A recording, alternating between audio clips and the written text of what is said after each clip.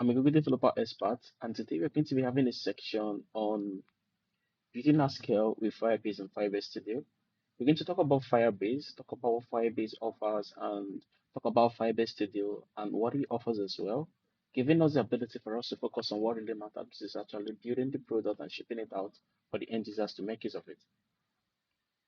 We're briefly going to talk about Firebase. So, Firebase is Google App Development Toolkit. It's more or less like um, this development toolkit, a development platform by Google that is used for app development, not just app development, that is used for building of software.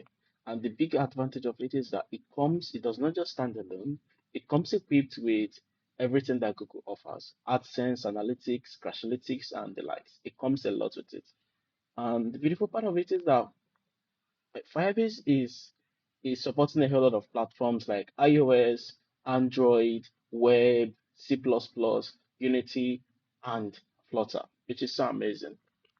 So you don't need to like have this ideal platform that you have in mind that Firebase supports, as it also supports all these various platforms, and that's very amazing. And these platforms that we've listed are literally almost all the whole platforms that you can think of outside embedded system. And Firebase comes shipped with a whole lot of um, services that allow you to build and run your application effortlessly. It comes with two categories, which is the build, and this build comes with the authentication flow, which is literally what gives you the ability for you to authenticate users in your app. Comes with Cloud Firestore and written database for you to handle NoSQL database and all of that. And it also comes with Data Connect, comes with cloud storage, which gives you the ability for you to store blobs, audio, videos, images, and stuff. And it also comes with app hosting and hosting. So what this does is, outside building, the next thing that comes in mind is for your end users to get the result of what you built, which is actually what Firebase is also handling, which is an ability for you to host your app as well, which is incredibly amazing.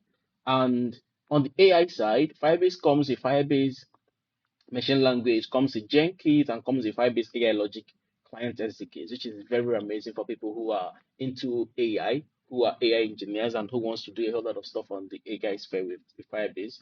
And it also comes with cloud functions, which is amazing, which is more or less like building or having a function that you can call up any single time domiciled in Firebase, which is actually a very amazing. Has app check and also has extensions on the other end, on the run side of things, which helps you to like from the run, which helps you to like control or know how things are performing, or more or less like have a glimpse of what facilitates your apps is more or less like on the DevOps side a little, but not like on the DevOps. So when you've built, the next thing you have to do is to make sure that the app is consistently in place, performing effectively, running effectively. And on this side, we have one of the things we have here is the Crashlytics, performance monitoring, and Google Analytics. Crashlytics helps you to know when your app is in production or in development and it's running on a device. It gives you the ability mm, for you to be able to know if an app has an error. Let's say there is an error that is being thrown. You get the ability for you to see where this error occurred, the line of code or the screen that caused this error or where the error is coming from.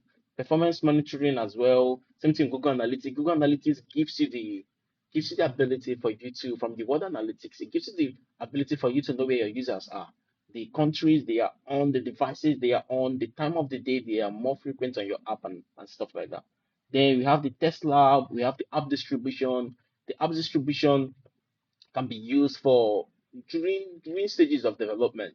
A whole lot of us used to send APKs to QA engineers. Right now, you don't need to do all of that. You can actually use app distribution to send in your IPA and your APK and have a test group that can actually download your app and test it at every single time. So we have the cloud messaging, we have the A/B testing, we have the remote config, and that's so amazing. So because of time, we're not going to dive into all of it. So the next thing we're going to talk about is the Firebase Studio, getting to know what Firebase Studio is and what it offers as well. So the question is, what is Firebase Studio? So everybody have been hearing about Firebase Studio, and they're like, what is Firebase Studio? Is it like lovable? Does it give us that ability for us to communicate with Gemini? What exactly does it offer? And the answer to the question is that Firebase is an integrated and extensible agentic workplace to build, run, and manage web apps, cross-platform apps like Flutter, and also backend services. It doesn't just allow you or help you to build UI faster. It also helps you to build the backend of the services and also host it. So Firebase Studio comes equipped with Firebase. So everything Firebase does is joined with the ability or the capacity of Gemini, which is actually very amazing. And Firebase Studio actually works with diverse programming languages or platforms or frameworks. It works with Angular, Next.js, Flutter, React Native, Gemini API, and a whole lot of them. It also works with Python, also works with React, also works with Vue.js, and every other programming language you can think about is something that works even with .NET. And that's so amazing, even with Java, C++, Ruby, Laravel, and the likes. And Firebase Studio is actually designed for developers. It doesn't make you less efficient or make you more or less like you don't own your code or something relating to that. It's just like having like a sidekick or a super body by your side, and you can give it instructions. And actually, you can also code with using the VM machine and stuff like that. So throughout the whole app development processes, there's always been three changes over the years, and this has been something that everybody knows about.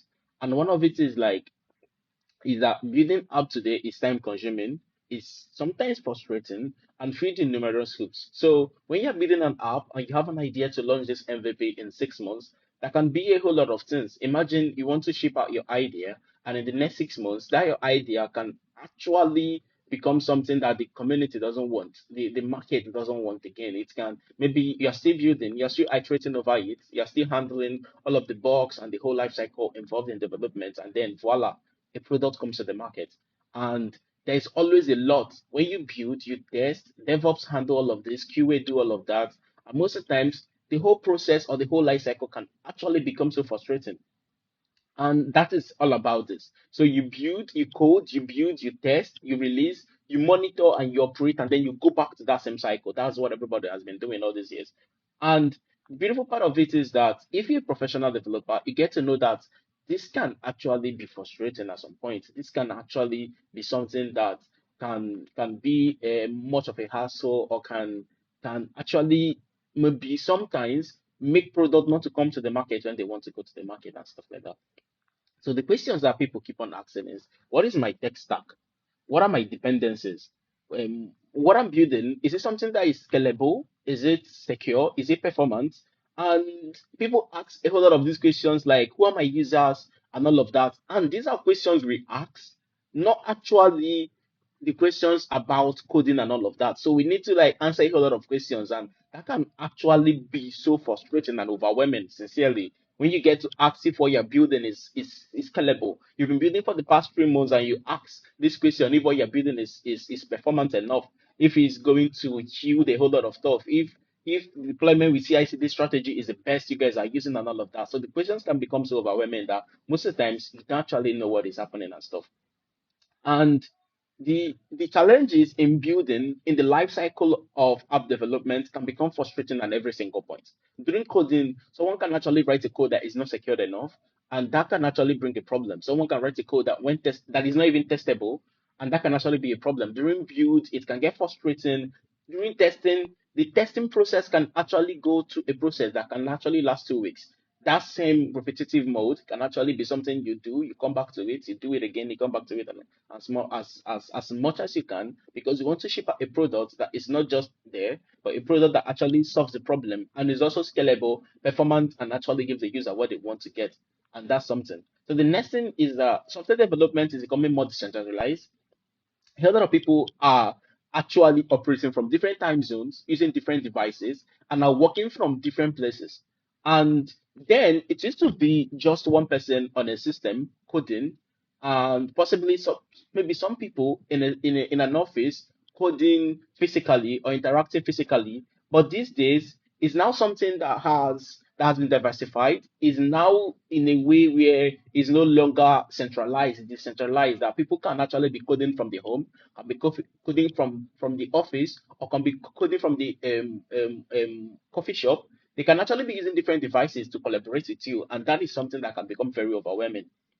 And another thing is that AI assistants and powerful LLMs are completely changing how we developers build apps. And that's actually something we need to put in mind. AI is not here to make our job or maybe to take our jobs, but to make our jobs more easy. It has it that developers use AI assistants to write code more efficiently, and also they collaborate with AI to design and build applications and supervision of code bases and architecture. So imagine if you are doing app review or you're doing code review, sorry, somebody pushes to GitHub and you have to do code review, go through all the lines of code and stuff. Imagine if AI is doing that code review for you. That can actually save you a whole lot of time, especially when you're an engineering manager and stuff like that.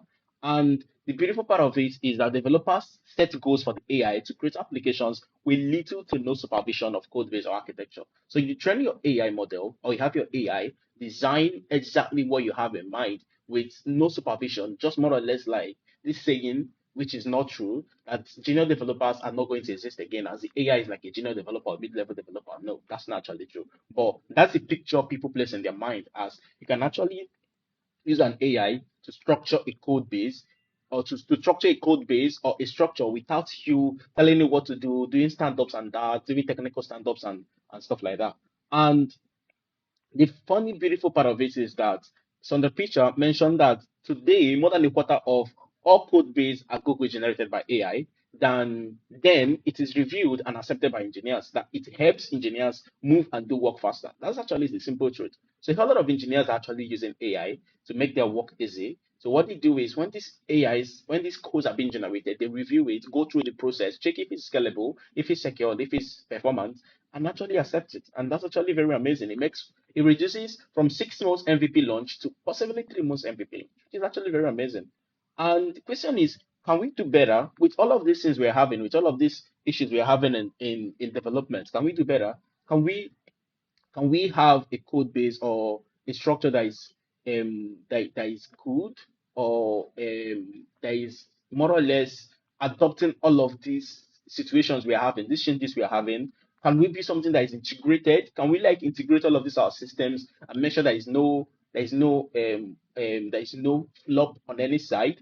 Can we build something that is assistive, something that can assist developers actually learn better, or can we like utilize something that can give developers exactly what they have, like just like having a body at the office when you're doing onboarding and stuff like that? And also, can we build or have a system in place that helps us collaborate more, help us get to know that a whole lot of these things that is happening, these decentralized collaborations, people coding at different places and all of that, can we structure something that can actually give us an ability for us to curtail all of this? And the answer is yes, actually, we can.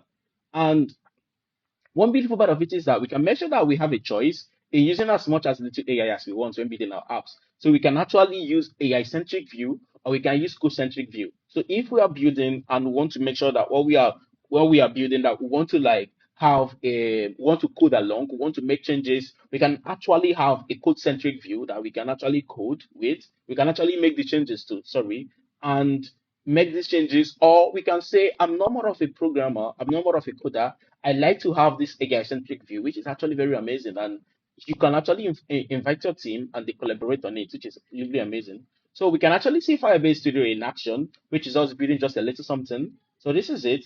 So I'm going to generate, just give it a prompt and tell it to build something real quick. It's going to set up the workspace, initialize the environment, building the environment, and voila, it's setting it up. So it's going through all of it. And one of the beautiful things is that you can give it a PROD and it will give it a PROD in your natural language and allow it to just do a whole lot of stuff, modify it through chat, and that's it. So you can see it generating all of that, generating the Gemini API key, and that's it. It has designed something for us. So exactly. Exactly. So that's very amazing. And the beautiful part of it is that we don't just need to have it on the AI centric view. We can also code along and as well. So the beautiful part of it is that we can prototype very quickly to get a Next.js app with Jenkins for agentic features that is connected to Firebase. So Firebase Studio, with the help of Firebase, can help us access everything Firebase has, and that's actually very, very amazing. So we can check it out. So what we can do is outside the building, we can also deploy quickly with Firebase using Firebase hosting. So we can deploy and check it out. So this is us deploying our code. Okay, okay. So it's going through quickly, is deployed, and this is it on the web. So that's the beautiful part of it. So we can actually publish our app as quickly as possible. And the beautiful part of it is that Firebase Studio supports existing code bases and any stack that can be installed using Nix. That is 120 packages plus. So that's very amazing. So it's not just something that you use when you're building a new project or you're building new, or you're coding a new you're coding a new software or something like that. It can also be utilized on your existing code base. This is extremely amazing. And one good thing about it is that in the IDE code view of Firebase Studio, we can still have the full power of Gemini in the workspace. So Gemini can read and write files, run terminal commands with the full context of the project, recently opened files, and any attachment sent. So you can actually be working with Firebase Studio and be talking with Gemini, and that gives us the advantage. It gives us the ability to do all of this stuff that we're doing, which is extremely very, very amazing. And as of today, Firebase Studio makes use of Gemini 2.5, has an improved UI generation, has Figma import, makes use of backend integration. It's not just something you're using to build UI or something you're using to just structure something on the canvas. You can actually work on backend integration and has an improved image support, which is extremely amazing. So you can check out bit.ly/Firebase Studio the project slash project slash showcase to see what people are actually building using Firebase Studio. And when you are done building yours, use the same link and share so that we can all see the amazing things everybody's building. Thank you so much for listening to the call. I'm Atuoha Anthony, a GDE in Flutter and Dart. Thank you so much for listening.